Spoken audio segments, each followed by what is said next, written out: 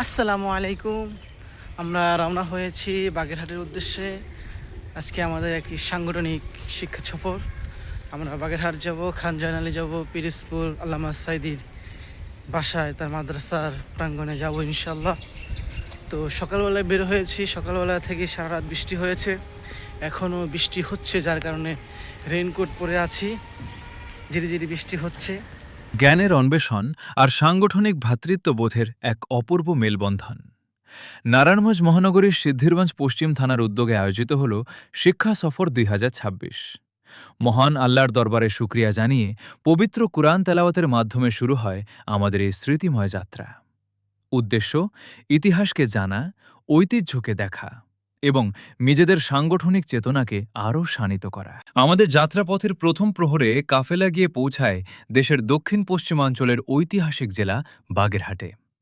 সেখানে আমাদের প্রথম গন্তব্য ছিল মুসলিম স্থাপত্যের এক অনন্য কীর্তি এবং ইউনেস্কো ঘোষিত বিশ্ব ঐতিহ্য ঐতিহাসিক ৬০ গম্বুজ মসজিদ।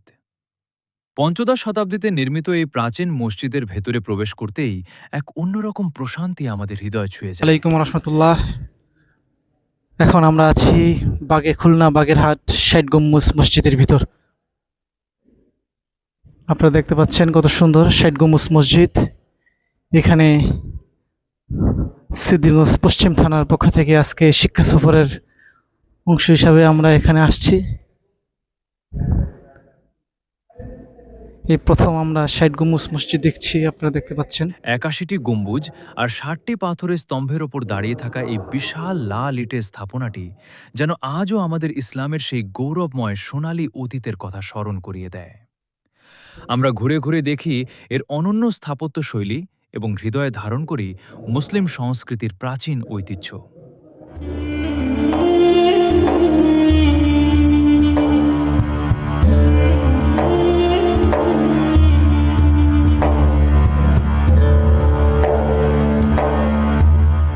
দেখতে পাচ্ছেন ৬০ গম্বুজ মসজিদের বাহিরের অংশে আমরা এখানে আছি। এখান থেকে আমরা বের হব, খান জাহান আলী মাজারে চলে যাব ইনশাল্লাহ।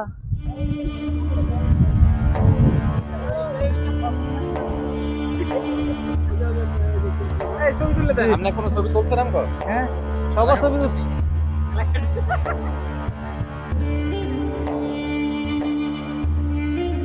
বাগেরহাট জাদুঘর, এর ভিতরে চলুন দেখি কি দেখা যায়।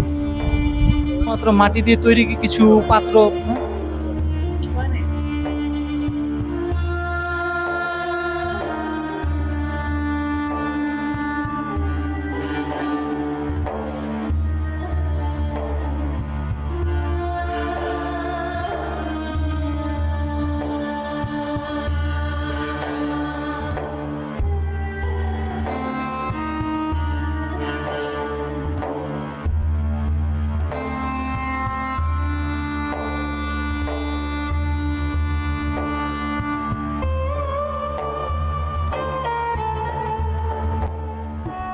আসসালামু আলাইকুম। আমরা এখন খান জাহান আলী মাজারে প্রবেশের পূর্ব মুহূর্তে বৃষ্টিতে আক্রান্ত হয়েছি, বৃষ্টিতে ভিজে গেছি। এই তো সেই খান জাহান আলীর মাজারের সদর গেট। এই গেট দিয়ে আমরা এখন প্রবেশ করব। সম্মানিত দর্শক, আমরা এর আগে দেখে আসছি খান জাহান আলীর তৈরিকৃত ৬০ গম্বুজ মসজিদ, আর এটা হচ্ছে সে মাজার, তার মাজার। এখানে কিছুদিন আগে এখান থেকে কুমির নেওয়া হয়েছে, যে কুমির একটি বাচ্চাকে গিলে খেয়েছিল। এখন আমরা আছি খান জাহান আলীর সাহেবের মাজারের সামনে। এই যে মাজারের গেট। আসুন আমরা যদি এখান দিয়ে যাই, এখান দিয়ে আমরা গেট দেখতে পাবো, ভিতরে তার মাজার আছে, তার কবর আছে এখানে। এখানে নারী পুরুষ সকলেই ভিতরে যেতে পারে, কোনো বাধা নেই। জিয়ারত করার জন্য সকলে এখানে আসে। তা আমরা একটু ভিতরে যাব ইনশাল্লাহ। চলুন এটা আমরা জিয়ারত করে আসি। আসো দর্শক, এটা যদি আপনারা দেখেন মাজারের বাহিরের সাইড। আমরা এখন আছি খান জাহান আলী মাজারের দিঘিতে, বিশাল বড় দিঘি। কিন্তু আমরা গোসল করতে পারলাম না, এটা আমাদের খুবই দুঃখজনক একটা ব্যাপার, আমরা সময় পাই নাই। এই যে আমাদের মাসুদ ভাই আছে, গোসল করতে চান? গোসল তো করতে চাই, অবশ্যই চাই, কিন্তু সময় তো নাই। তারা চলেন গাড়ি ছেড়ে দিন। হ্যাঁ চলেন চলেন। তো সম্মানিত দর্শক, এটা হলো খানজাহান আলীর মাজারের সামনে যে দিঘিটা, সেই দিঘি বিশাল বড় দিঘি। ভাই কুমির কে দিঘি দিয়ে আসছিল? মানে এই দিঘিতেই? দর্শক, কুমির এখানেই ছিল, কিন্তু ওই সাইডে। আলহামদুলিল্লাহ, এই ছিল আমাদের খানজাহান আলীর মাজারের ভ্রমণ। এখন আমরা রওনা দিয়েছি পিরোজপুরের দিকে। মাওলানা সাইদির কবর জিয়ারত করব ইনশাল্লাহ, এবং তার যে ট্রাস্ট আছে সেটা আমরা ঘুরে দেখব। সেখানে একটা বিশাল বড় মাঠ আছে, যে মাঠে আল্লামা সাইদির জানাজার নামাজ আদায় করা হয়েছিল। এই তো আমরা বের হয়ে যাচ্ছি খানজাহান আলীর যে মাজার, সেই মাজার থেকে। আসলে এখানে আসা উচিত শুধুমাত্র জিয়ারত করার জন্য, শুধুমাত্র তাদের জন্য, তাদের রুহের মাগফিরাতের জন্য দোয়া করার জন্য এখানে আসা উচিত। অন্য কোনো নিয়ত বা অন্য কোনো উদ্দেশ্যে এসব মাজার আসা উচিত নয়। দর্শক, আপনারা দেখতে পাচ্ছেন আশেপাশে দোকান। আমরা কুমির দেখতে পাইনি, কুমির নিয়ে গেছে, কারণ কুমির খুব অকারেন্স করছে, অনেক বড় একটা। তো এখানে অনেকেই আসে, বিভিন্ন নিয়তে আসে, বিভিন্ন অসৎ নিয়তে এখানে আসে আর কি, মানত টানত করার জন্য। তো এগুলো করে এখানে আসার জন্য উচিত না। এখানে আসা উচিত শুধুমাত্র জিয়ারত করার জন্য, তাদের রুহের মাগফিরাতের জন্য দোয়া করবেন, কারণ তারা এই বাংলাদেশে ইসলাম নিয়ে এসেছে, ইসলাম প্রচারের জন্য তাদের বিরাট ভূমিকা তারা পালন করেছে। এর জন্য আমরা দোয়া করি আল্লাহ রব্বুল আলামিন তাদেরকে, তাদের এই খেদমতকে কবুল করুক এবং জান্নাতের উচ্চ মাকাম দান করুক। এবং তাদেরকে কেন্দ্র করে যারা ইসলামের মূল্যবোধ থেকে হারিয়ে যাচ্ছে, তাদেরকে কেন্দ্র করে যারা ইসলামের মধ্যে বেদাত এবং বিভিন্ন শিরকি কার্যকলাপ পরিচালনা করছে, আল্লাহ তাদেরকে হেদায়েত দান করুক, এই দোয়া করি। আসসালামু আলাইকুম। এরপর আমাদের সফর কাফেলা যাত্রা করে পিরোজপুরের আল্লামা দেলাওয়ার হোসাইন সাইদি ফাউন্ডেশনের উদ্দেশ্যে।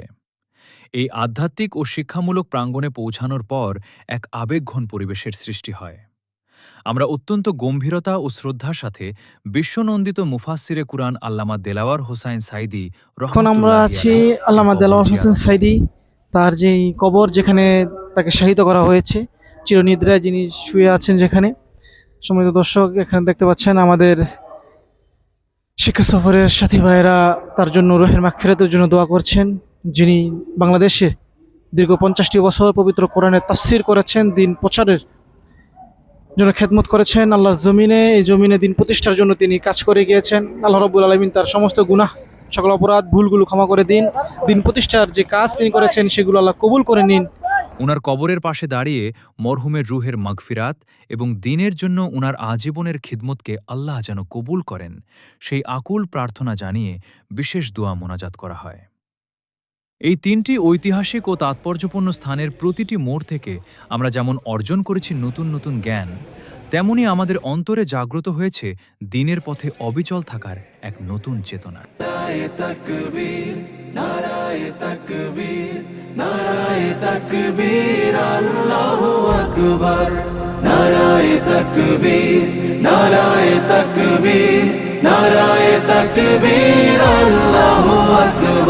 জামাতের কর্মীরা সারা পৃথিবীতে কালেমার দাওয়াত দিয়েই যাবে। জামাতের কর্মীরা সারা পৃথিবীতে কালেমার দাওয়াত দিয়েই যাবে। কোরআনের আলোকে সমাজ বিনির্মাণ, কোরআনের আলোকে সমাজ বিনির্মাণ, হাজার জুলুম বাধা উতরে যাবে।